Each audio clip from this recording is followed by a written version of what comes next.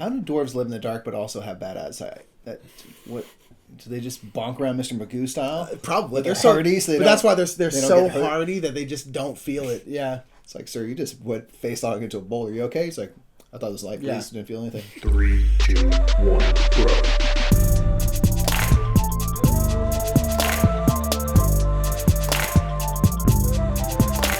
What's up, everybody? I'm Mike. I'm Nick. We're the brothers Murph, and it's time for another damn top 10. You better believe it. The Iron Top 10. You better believe it. It's top 10 time. We ain't messing around. We don't have much time. We don't have much time because we this only top 10. have How much time? 30 minutes to play. 30? That's crazy. How could you even play a board game in 30 minutes? It's impossible. It's impossible. That's why end of list done so. JK, we have the longest list ever that we had to pare down to 10. Oh my gosh, we had like 20 or 30 different entries for this. This is going to be top 10 games to play under 30 minutes, or if you want to think of it this way, like our original idea for this was like top 10 games to play on your lunch break. Remember that place, Work, that we used to go Remember to? work and going to work? Yeah. Although some people are going to work now. We are in work right now. I guess, so yeah, our work hasn't changed much. But no, it's a game you can play on like a 30-minute lunch break. And so we have a list here. We tried to pick from a bunch of different like categories. Fill different needs. Yeah, it's like that. So those are our top 10 games to play in 30 minutes or less, or top 10 games to play kind of on a lunch break. And so think of both of those in mind. But let's go ahead and get into it because, Mikey, like you said, we don't have much time. What if you're watching us on lunch break? We're wasting their time, Nick. This is going to be so way too long for that. This is top 10 games in 30 minutes or less. Let's go.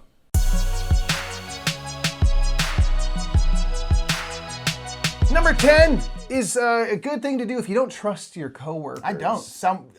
You know why? Bobby ate my egg salad sandwich once. I've never trusted anyone again. Probably because he's part of the occult. The damned occult. The damned occult. Always trying to raise Cthulhu. This is don't mess with Cthulhu. Stop trying to raise him. He's trying to sleep. Trying to take a nap. Just a 2 millennia quick little old. cat nap. His name's the old one. Ancient one. Ancient. So this is a social deduction game where you're going to be dealt out a role. You're either an investigator or you're an occultist. If you're an investigator, you want to find these investigation symbols, these ancient symbols, so you can protect the world against Cthulhu. And if you are an occultist, you want Cthulhu to show up. To show up. To show up. You want Cthulhu to make an appearance. Yeah, just, hey. What's up, man? Many tentacled hands. Tentacle hey. face. What's up? How you doing? Hey. So in this game, you are given your roll first, and you're dealt out cards. Some cards will be blank. Yep. It'll be an empty room. Yep. Other cards are going to have these investigation symbols. Yay for the investigators. Oh. One card is going to have that Cthulhu on it. That too. Now, what's going to happen is you're going to be dealt out a certain amount of these cards. You're going to get to look at those cards. Okay, I've got 2 investigation symbols and blank rooms the rest of the way. Okay, cool. Then you're going to take those cards, flip them face down, shuffle them up, and place them out in front of you. So you know what you have, but you do not know what is where. No idea what's where. From there, the truths and the lies begin. You can say, I got 2 investigation symbols. I'm going to be true. Yeah. I'm going to be honest here. Why? Because I'm an investigator. I want to find the answer. I want to seal the portals, and so Cthulhu never shows up. You're kind of popcorn style, choosing people to turn over cards. You'd be like, Mike, you turn over that left card. That leftmost card. And then boom, they turn it over. And the thing about this game, why we like this game a lot, because we're not huge social deduction fans, but why we like this game is because it has an organic way for the traitors, the cultists, to hide. Yeah. And it has an organic way to sow distrust. Because Mike, he could have 4 cards in front of him. 3 of them could be those dark symbols.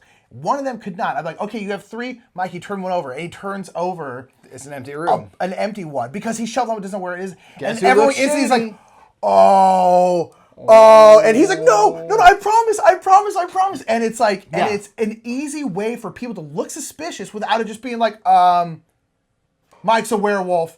Why? Because I arbitrarily chose. And for that same reason, it's easy to hide, because if you're an occultist, you could be like, you could have an investigation symbol, and you could be truthful and say, I got 1.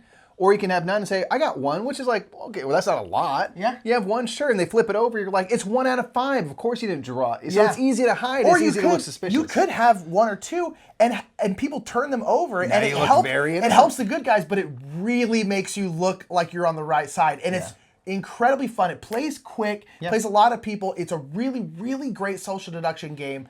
One of the few that we actually really like, but this kind of, there's a lot of social deduction games that can be played in this time frame. This one's our favorite because, again, it provides us organic ways to hide and look suspicious while being fast and fun. It's great. It's a good laugh, and it moves quick, and everyone looks very suspicious by the end of it. Yeah. So that is Don't Mess with Cthulhu, our number 10. Let's do number 9.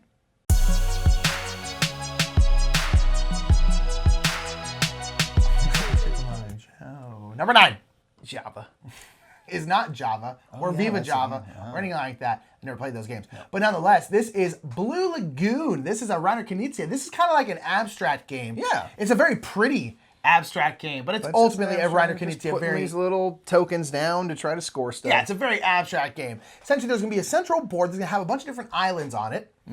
And you are Polynesian explorers, and each person has a different color of Polynesian explorer, and you are just exploring. So as you start the game, you are putting out your little explorer disc. You can put them either on the land or on the water. And the only thing is you have to make a line of them. So if I put one here and I want to move on, I put one in the water here because we're sailing and we can go anywhere on the water. Put one here, but if I want to go on land, I have to be adjacent to one of my boats. And then after that, I have to be adjacent to another token. Because you're walking. Because you're exploring through. So you're making these like winding paths of your explorers.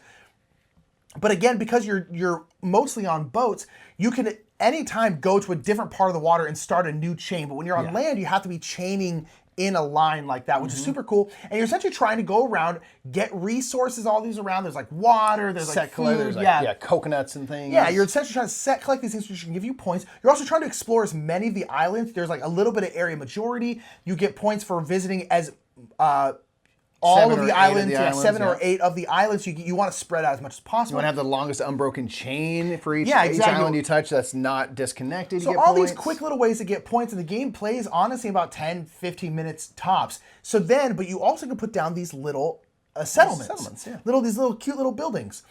And so once everyone's put out all their pieces, then you score. You score all the things we talked about. Then you take all your pieces off except for your settlements, because now you've explored the lands. Now you got to settle them.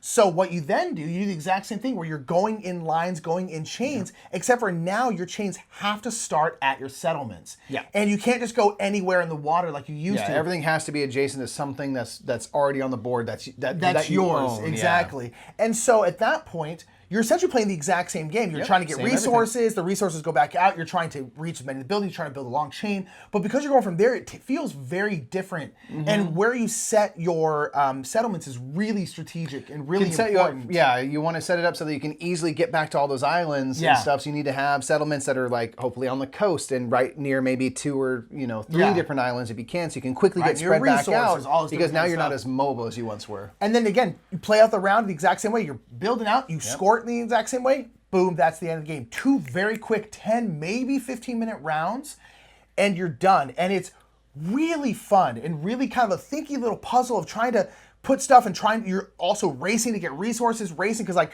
I can be going this way and Mike can just go boop and just block my path, and all of a sudden now I have to either try and go around him or just that path is just blocked now. Yeah, so there's lots to think about in terms of like where you want to place stuff, but like that's all you're doing is placing tokens. Yeah. So it's like it's not you're going to boop, next take turn, forever boop, long. Boop, boop. Yeah, and it's really, really fun. It's done by Blue Orange Games, so it's really, really pretty. It's a Reiner Knizia game. It has no theme. Yeah. So they put this really cool kind of like Polynesian Moana looking very theme on it. luscious, like it's very bright, beautiful. very pretty. And it's just like, it's an abstract game. You might as well make it look good. And it does. And it's a great game that plays quick. 30 minutes, quick play on a lunch break, or just a quick 30-minute game. Plays 2 to 4. Really great game. That's why it's our number 9. Indeed. Blue Lagoon. Check it out if you want an abstract feel on your lunch break, or if you have 30 minutes to spare. In the meantime, we'll get into our number 8.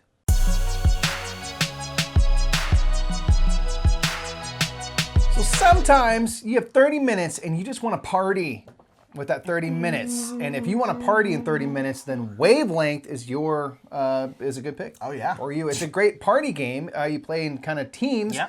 And this is a cool thing because Wavelength works on knowing your audience, or you get to learn about people. So in this game, what you're going to be doing is, if you're the one who's going to be giving out the clue, you're going to have a little prompt that's going to have kind of 2 extremes. There's one side is rude, the other side is polite. And you have a scale of 1 to 14, 1 being very rude, 14 being incredibly polite.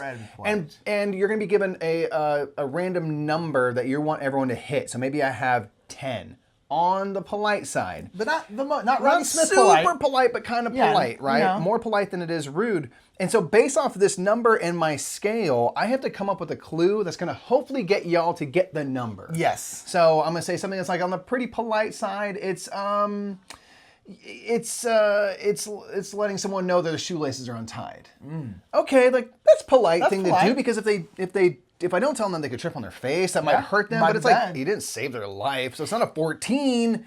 But it's not rude, so maybe it's a 10. Yeah. And you're trying to get someone to be on the same wavelength as you and they're thinking. And that's all it is. It's just really fun. Yeah, the other team basically then gets Says, to like- guess, are they higher or lower Yeah, than that? if Nick says they overshot 9, it, yeah. they're like, no, it's higher than 9. Or Nick says 8. And they you know, get it's some like, amount I of think it's points. ruder than that. So that, and they can get some points based on that. And so that's all you're trying to do is trying to be like, That's it. it's about like the person gives a clue like, dude, would they think that's rude or polite? You're sort of trying to get into the minds of your friends and stuff. And like that's all it is. It's fantastic. And it's super fun, but it plays in a lot of party games way where it plays into the meta of the game because you're like, we were playing, we were at a panel and the girls' game shelf was playing it and something was loud. It was the loud to quiet. Mm-hmm. And Anna Marie Such a said subjective thing. Friday at a convention. Yeah. And so we're like, that's pretty loud. But then you have the whole thing like, wait, are they talking about that's loud within the confines of a convention or loud in the confines of the world? Because it's not as loud as like a volcano eruption. Yeah.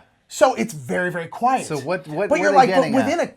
the confines of convention, Friday night at a convention is very loud. So then you have this whole metagame like, what are they actually talking about? Do they mean in terms of, it's kind of like where you just get like way inside your own head and it's very, very fun. Yeah, and that's what's great is like it's just fun and silly, and you can learn a lot about people. You can get debates because they're like, no, that doesn't mean that. But like again, it's subjective to the person who gave the clue. And the cool thing about Wavelength is you can literally play as much or as little as you want. If you want to play for points and get to a winner, Same with great. people, yeah, as or you many- can just play random rounds and have a laugh. Yeah. So it's very flexible and casual as most party games are. So it's a party game that we really enjoy. You can kind of accommodate however many people and play it by the rules or just play it however you want because it's fun time anyway. It's your That's game. why You it's can our do whatever the number heck you want. 8. Make your lunch break a partay with Wavelength. And we'll get on to number 7. Let's do it.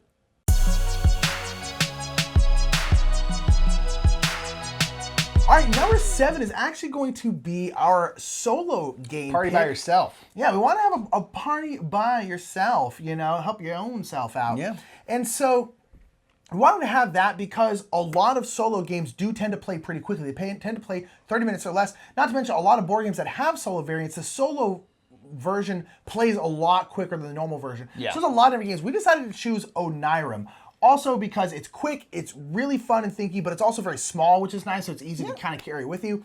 Yeah. But Onirim is a really, really great game, a very hard, very shuffle-heavy card game that's solo, and you basically are trying to, you're lost in a dream. You're stuck in a dream, and there are nightmares in this dream. You're in this like dream world, and you're trying to find these doors to get out. To escape your dream, Yeah, there are a couple different colors like blue, green, red, tan, and you're essentially trying to find two doors of each color. So you need to find 2 red doors, 2 green doors.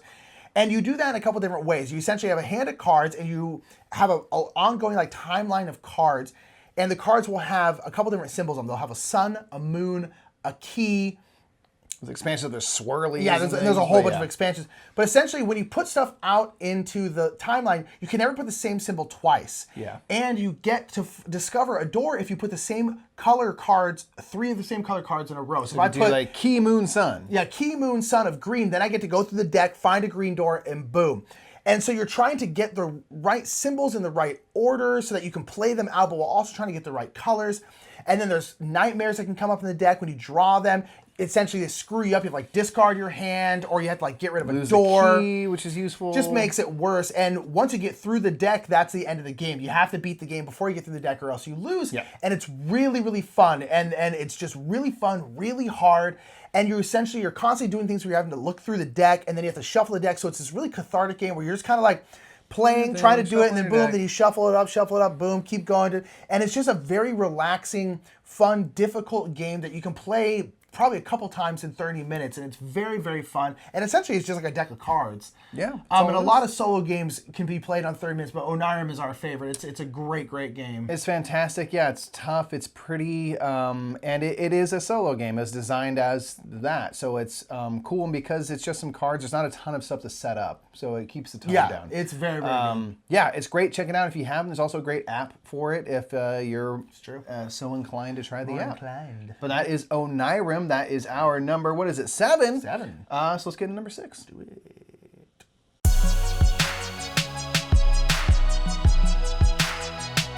Sometimes, Nick, you just got to roll it and write it. You know what I mean? So roll and writes in general are good for 30 minutes or less. Most games are of roll and write nature are on the quick side. But one, if you want a beefier roll and write experience that we really like, try out Fleet, the dice game. It's a dice version of Fleet. Yeah. Which is a game where you're a fisher folk and you're trying to catch as many fish as possible and things like that. So this game I really enjoy. It's a 2 to 4 player, actually 1 to 4. You can solo it as well. That's true. And you're sort of drafting dice to launch different types of fishing vessels. There's like lobster boats and oyster boats and swordfish and stuff. The more boats in the water you have, the more fish you'll catch. So you want to get as many boats in the water, and you can work on getting these buildings unlocked, which will give you different points. And the thing I really love about Fleet is you get these bonus, you get coins and stuff. And you never spend coins. It's just kind of the idea of income coming in. Yeah. And on this coin track, there are stars. And every time you get to a star, you get to fill in a box or a bubble somewhere. Anywhere. And so you can get a turn that just has all these bonuses where you do this thing over here and that allows you to do a special fishing action. You get to do this fishing, which gives you a star, which gives you that, which gives you 3 coins, which gives you another star, which means you get to fill out this and you get to do that. Like the bonuses you get to put together are so fun.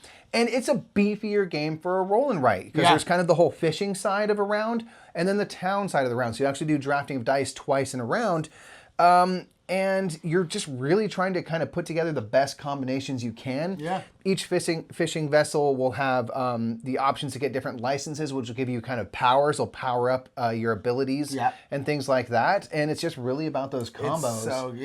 It's so combo-tastic. It's so fantastic. We played this about a year ago now for the first time, and jumped up to one of the best roll and writes in our book. It's right up there, top 2 or 3. And definitely the beefiest feeling, or one of the beefiest. Yeah, especially the beefiest you can play in like 30 minutes. Because like something like Welcome to is like a beefy game, but Welcome to it can start getting a little bit longer. Something like Welcome to Dino World is also a little bit beefier, but can get a little bit longer. Yeah. And which I'm fine with. I like longer roll and writes. I like kind of the beefier ones, but this one is 30 minutes. Don't want to keep in that time. Boom, and it's real fun. It's just if you like combos, gosh, you got to try it. It's just good. It's satisfying. Works well as a roll and write. Use highlighters for it. It makes it easier to see everything. That's my one tip for that game. That is true. Use highlighters, not pen or pencil. It does make it so you can see how many fish you caught. But that's Fleet, the dice game. That's our number 6. So let's get into number 5.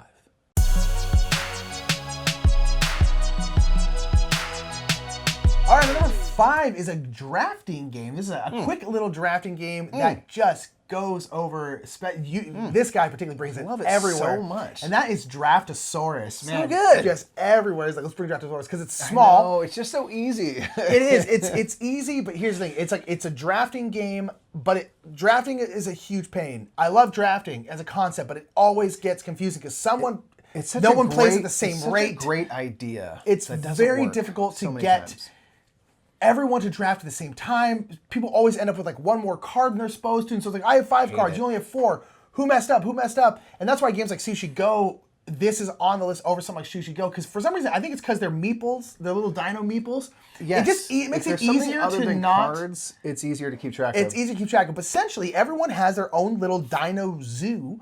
And you have a bag full of these cute little dinosaur meeples, and you grab out 7 of them. And you are going to pick one, put it in your park, and then you pass your dinosaur left. You keep doing that around, and then you do it again, and that's the end of the game. And your park has certain things that it wants. All the different pens have certain things that they want. So like one pen wants all the same kind of dinosaur. One pen wants all different kinds of dinosaurs. One pen over here, the little love nest, wants couples. It wants 2 of the same type of dinosaur. This one over here wants this. This one over here wants this. And it's like, so you are incentivized to put things in certain places, but the first player rolls out a die every turn, and that dictates gives you a zone. It gives you a zone. So it might be like you have to put this dinosaur you're choosing right now on the left side of the board, or the right side of the board, or like on the top half or the bottom half. And so all of a sudden you're like, oh, good, I got this dinosaur, I'm gonna put it in this one. You go, boom, they roll, and all of a sudden now I have to put it in the bottom half. And you're like, that's not where I needed to put this. And you have to try and figure out, so it restricts you in a really fun way, but it's quick, man. Yeah. It is 10 minutes, 15? 15 with the teach. 15 with the teach. And that's pushing it. And it is quick, and people love it because it's simple, it's easy, it's dinosaurs. People love dinosaurs. It's very tactile because of the meeples. It's cute, and you're just passing, and it's a great way to teach a very hobby board game mechanic. Like drafting doesn't show up in any like mass market games. No. That's a very hobby board game mechanic, and it's a great way to teach people that mechanic in a very simple, accessible way. Yeah, and it's cool because the boards are double-sided, so Yeah. there's two different types of pens. Yeah. And so you can play both halves and teach it in 30 minutes Yeah. for sure. Like, so real like talk. that's what's great about it is like it's a great, like you said, introduction to this kind of idea, drafting, while not making a complicated affair in any way. It's a very simple game. easy. So do check out Draftosaurus. We love it. I talk about it a lot. I just think it's absolutely charming. Yeah. Yeah. So that's number 5, Draftosaurus. Boom. Super good. Let's get into number 4.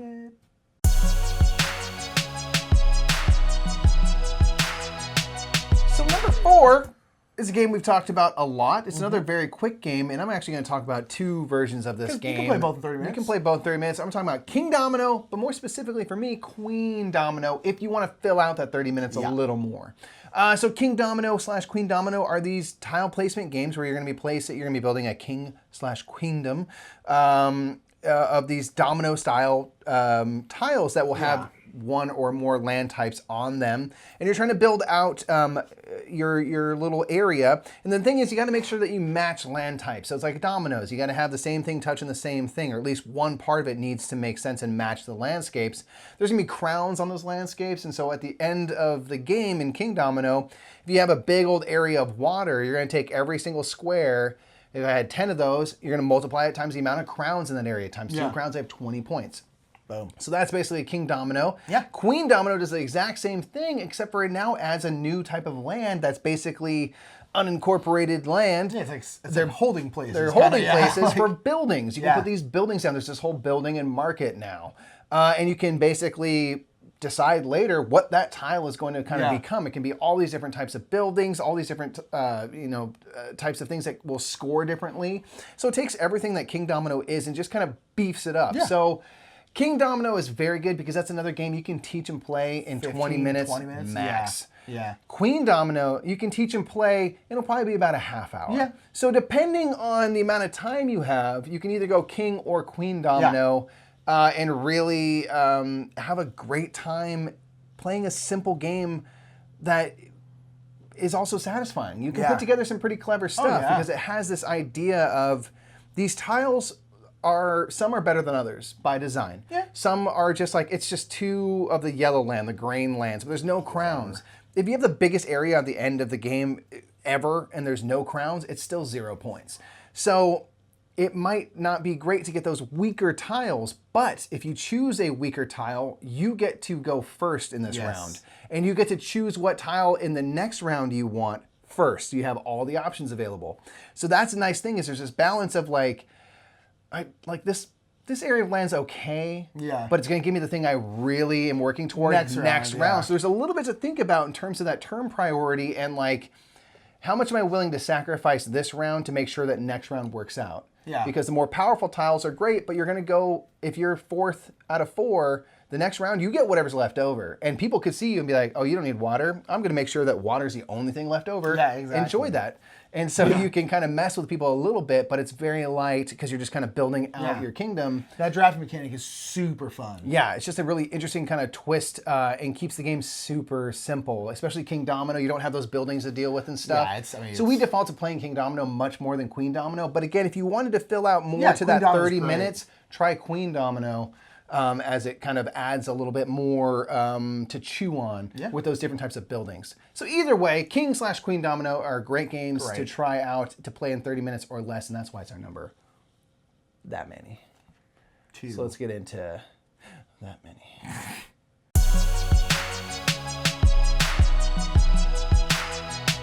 Our number 3 is another 2-player, I guess it's 2 to 4. I will say if you're playing 30 minutes, probably only 2 players works, but that is Unmatched. Wow. Unmatched is a great game by Restoration Games. Unmatched pick. An unmatched pick. Restoration Games, who do sponsor the Brothers Murph, that's not why we're choosing it, but because it is an incredibly good game that you can play generally like 20 to 30 minutes with a teach. The teach of this game is incredibly quick. There are only 3 things you can do in your turn. You can move, you can fight, or you can play a special kind of card that you only do a couple times in the whole game. But the cool thing about Unmatched is everyone is taking some kind of warrior of some type. So it could be King Arthur. It could now be Jekyll and Hyde. It could be freaking raptors from Jurassic Park. It could be Bruce Lee. It could be Bruce Lee. It could be a whole bunch of stuff. Bigfoot. All these different things. And every character has a mini and then gets a deck of cards. And the deck of cards is their cards. And all the decks are asymmetric. They all feel very different. All the characters play very differently. Yeah. And they play to how the character would play. King Arthur is very stand in front of you, smash, smash, smash. Very strong, hits real hard, but not a lot of finesse. Yeah. You know, whereas Bigfoot, although being very big, he's very elusive. He'll kind of like go into the woods and like pop up and punch you and then run away again. Like he's very, very cool.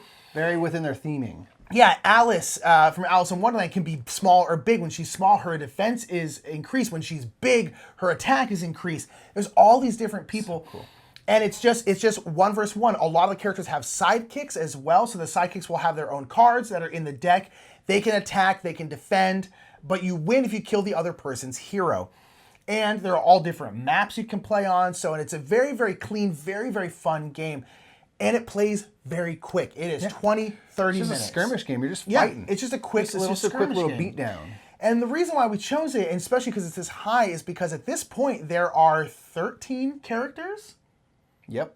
There's 13 characters. So you can have a lot of different matchups, and every character plays very differently. At this point, that's what's the funnest bit. It's just like, what's the weirdest combination we can come up with? What does Dracula versus Alice even look like? Like Alice is like this, Dracula plays like Let's this. Find out. How does that mesh? Who can win? You know, and they're all very, very balanced. They all have an equal chance of winning, and you just have to like figure out how to work against your opponent and figure out how to work your specific deck. Yeah. And it's very, very fun. But because there's so much variety and there's so much more that's going to be coming out, this game is going to continue to grow and grow and grow. Yeah. And it's so good in that time frame too. It's like it's such a quick game. You could play one battle for sure in 30 minutes, and if you're playing quick, you might be able to squeeze 2 in. And with that variability, the cool thing is, like, the way I look at this is like you could play over several lunch breaks, and you just try different combinations each time. So there's just a lot to explore. And like the game mechanically is incredibly simple. Yeah. It's just you attack, you each play a card. If the attack is 5, the defense is 3, I do 2 damage. You know, and then there's little card effects that are all just written out there for you. Plain as day. Yeah. It's really simple mechanically. You get 2 actions, there's 3 options. You can do 2 of them, do the same thing twice, you're done, move on. And it's about hand management and just beating them up at that point. Really fun though. It's so fun the way the theming comes through and the way the characters act. Jekyll and Hyde's one of the new ones, and there's a lot of perks to being Jekyll. There's a lot of perks to being Hyde, and cards will make you switch from one to the other. Back and forth, It's so rad, and like that's my favorite thing about this game. It's just new sets coming out. The art is bonkers. So every time a new set comes out, I'm like, just give me the cards so I can like. I just want to look at the art. I just want to ogle the cards. Yep. And then seeing how like their thematics play out is so fun. Yeah. And then now to smash like this person's thematics with these raptors or whatever is just the Invisible Man versus 3 raptors. I'm like, I would love to see that fight. And now you can. So like that's what's so fun is just like knowing there's gonna be more and more, and with each new set, the possible combinations become weirder and weirder. Yeah, because it's like it's not even just like, oh, you get a set of 2. Like they're gonna have a big T-Rex versus Statler in a set, and it's like, oh, that's cool. I wonder how those 2 mix. But then you're like, but then how does the T-Rex versus Raptors? Wait, but then how does T-Rex versus Dracula? And so it's like you then have to like face down. Yeah, you then have to figure out how does it work against Robin Hood and all. So you're like, oh my gosh, there's so many new combinations with every set. Super fun. It's so good, and it's quick. It's great. It's 30 minutes. It's incredible. And on top of that, each set is a standalone set.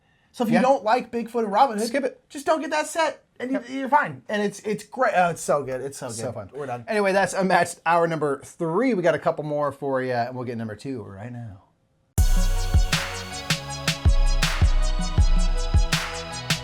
Sometimes you want to get tricky. And SSX Tricky is down. It's on the fritz because GameCube hasn't been played for a long time. So what you got to do instead is play a trick-taking game.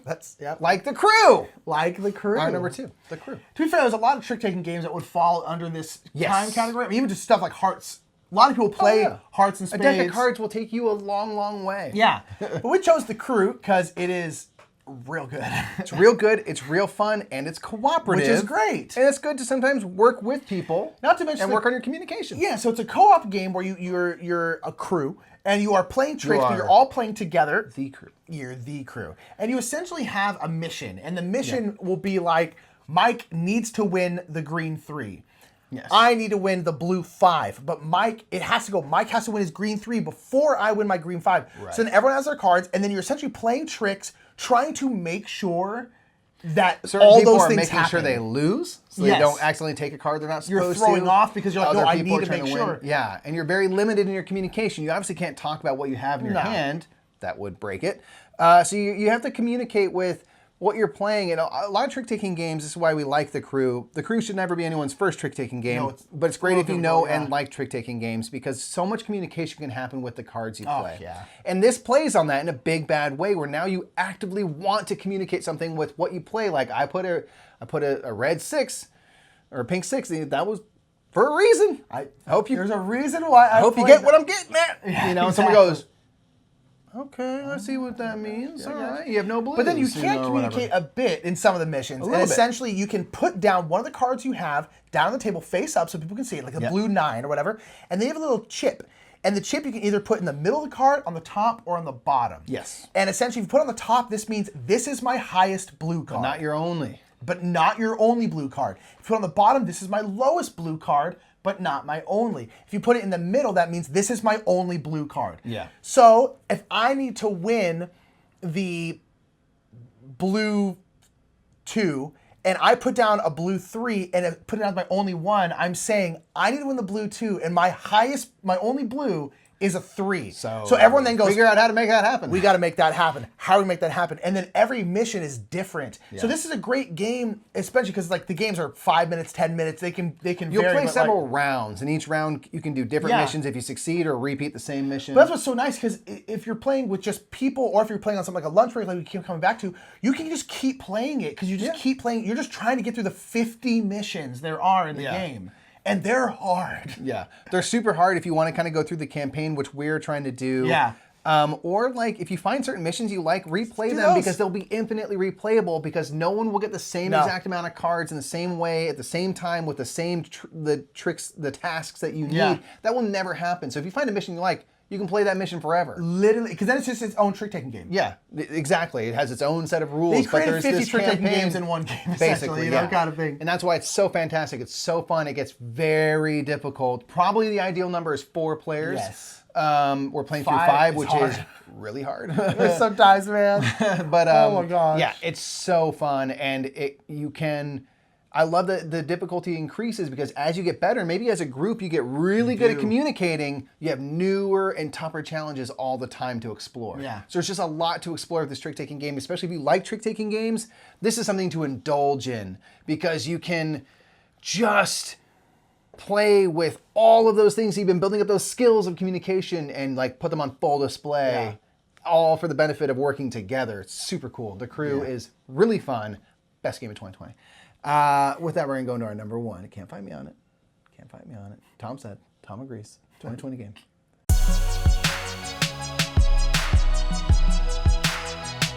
Number 1 is a great game. This is a 30-minute game. We chose this one because this is kind of like the meatiest of the game. Because we were trying to think like, what's a game that's like a real... Give me some meat. Got some meat on its bones. Not just like a very quick, like, you know, oh, it's wavelength. It's a very quick little party game. Yeah. Now, so we chose 7 Wonders Duel for our number 1. Wow. 1, it's a 2-player game. A lot of people play 2-player games. If you're playing on something like a lunch break, a lot of times you might have one other person to play with. 2-player games are great. Yes. And 7 Wonders Duel we chose because it was kind of like the meatiest game that we could think of in 30 minutes. If you have another game you can think of that's like a big, real meaty game, put it down in the comments in 30 minutes or less. Because we wanted to not just have fillers. So, yes, exactly. So we wanted some games, and I think we have that on our list. But if there's more 30 minutes that give you a nice, they got some punchiness there. Yeah, exactly. Hit us up in the comments. And 7 Wonders Duel is that. It's heavier than 7 Wonders, the normal game. But essentially, it's kind of 7 Wonders where you're trying to put forth trying to build these wonders by essentially getting resources and essentially engine building. You're trying to build out your engine, build these resources. You're also trying to get military. There's a couple different ways you can win. You can get enough science and win that way. You can have a dominant military military victory, and win that way. Or you can win by points in the end. And so there's a lot of different ways to win, and you're constantly manipulating. There's a big pyramid of cards. It's a card drafting game in its way, right? And Seven Wonders is a drafting game very purely. And so this one you have a kind of a solid, like the pyramid solitaire game version of cards, and you can pick something that's face up and not covered by other cards, not buried in any way. Yeah. And then as you uncover cards, it'll flip them over and reveal them. So it's like you're constantly trying to deny your opponent what they need and want, while constantly trying to get you yourself what you need and want, and all this kind of stuff. And it's very tough game, very tactical, very, very fun. And again, got some meat on its bones. It's definitely, it's not a light game necessarily, and it's definitely one of the heavier ones that you can play in 30 minutes. And it's a really, really great. We both like it more than Seven Wonders. It's much better. That's why. Yeah, and so we love Seven Wonders Duel. It was an easy choice for number one because it's just, for 30 minutes, it's bang for your buck in 30 minutes. Heads up. Man, you can get a lot. You versus your opponent, it's very much denying your opponent what they want as much as it is you getting what you want. And it feels very Seven Wonders-y. It's very much the same, where you're trying to get this ability to produce resources to then get cards by not having to pay money, because I have brick and stone and stuff. I have all the stuff on hand to build this thing or build this wonder. And so it feels very Seven Wonders-y, very that kind of Civ-light game where you're moving through 3 eras. And just the kind of tactical nature of it being 1v1 is so good. We love it. We've talked a lot about Seven Wonders Duel. Love it. It's great. Bruno Catali can do no wrong. Burgos Catoogles, indeed. It's the Bruno. I think it's the Bruno squared. The Phi Duty. Oh yeah, that's right. Is it Antoine Boza? Antoine Boza. I think. No, it's Antoine Boza. Yeah. Either way, it's a great game. That's the point. Yeah, it's a great game. That's why it's number one. That's why it's number one, folks. What games do you like to play that play in about 30 minutes? This was a tough list to make. We had like 30 entries, and we had to many more over there. We had to pair it. So we'll probably do this list again, at some point in the future, because man, there's a lot of games that are great. So put it down in the comments your favorite games to play in 30 minutes, especially like this where we have kind of different categories, especially if you have like kind of heavier games that you can play in 30 minutes, really thinky games, really puzzly games, but they can still play really quick or always nice. Please put it down in the comments below, because we're always looking for new games. And again, this list is expansive and could be much, much bigger. I mean, we could do a top 50 ultimately. And so, such good. So yeah, it's good. 30 minutes is a great time frame for games. Hey, we got 30 minutes. You want to play a quick game? Sure, let's do it real quick. Come on, bam. It's a very, very important part of the hobby, is these quick, good games, And so, that's it. That's it. Before we get going, we just want to give a special shout out and thank you to all of our patrons. Thank you, patrons. You help make this possible. Yeah. We love everything that you provide. You help kind of shape the vision of the Brothers Murph. Yeah. And so if we ask our patrons' opinion a lot on like top 10s. They allow us to, we usually every time put a poll up to see what game we should buy, new game. You can help us buy games each month by deciding what things you want to see us live stream, stuff like that. So if you like what we do and have a couple extra bucks and want to help support, Patreon is a great way to do that. You unlock the ability to, again, like vote on what top 10s we do. You get just really bad screenshots of us, just speech, really ugly. Really ugly. You can even help us choose what games to buy so that we can stream them for you. And we play games with our patrons on like Tabletopia. We try to do that every couple weeks, and so it's also a chance to play games with us too. Yeah, so come on down if you feel like supporting. If not, no worries. We never play anything behind your paywalls. Your views are enough, yeah. Yeah, your love is plenty. So thanks for joining us for another Top 10, everybody. We'll see you in the next one. Bye. Bye. What a list. What a list. I mean, it's probably subpar, let's be honest. But nonetheless, thank you so much for being here. If you want to check out another top 10, check out this one right up here. And that video down there is what YouTube thinks you'll like. You trust those robots, Mike? No, but it's going to be another Brothers Murph thing, so it helps us nonetheless. It probably helps us out. And make sure to subscribe while you're here. Share this video around. Bell notification on. Thumb it up. All that good stuff. You know what you're doing. Thank you so much for being here. We really appreciate it. Bye. Bye.